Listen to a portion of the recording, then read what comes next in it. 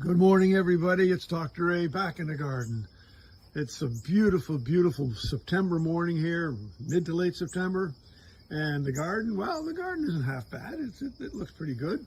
Hydrangeas are done. It's that time of year. In fact, the spring rhododendrons are budding up, which is going to be very nice come spring.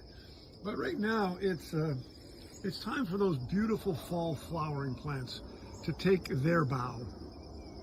Salvias in particular often flower in the fall. Many salvias you can purchase or maybe get from your neighbors like this one are at their best September, October, and in the south even November.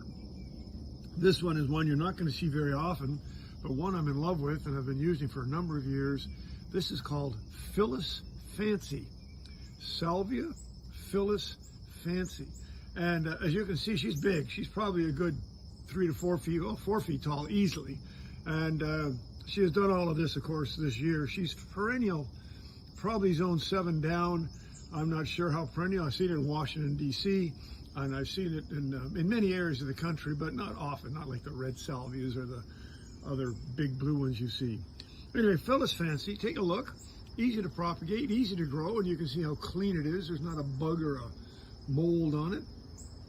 And she sure does enhance the fall garden. So Dr. A back in the garden. Come see me in beautiful Athens, Georgia, and try Salvia Phyllis Fancy. It's cool. All the best. Have a grand day. Bye-bye.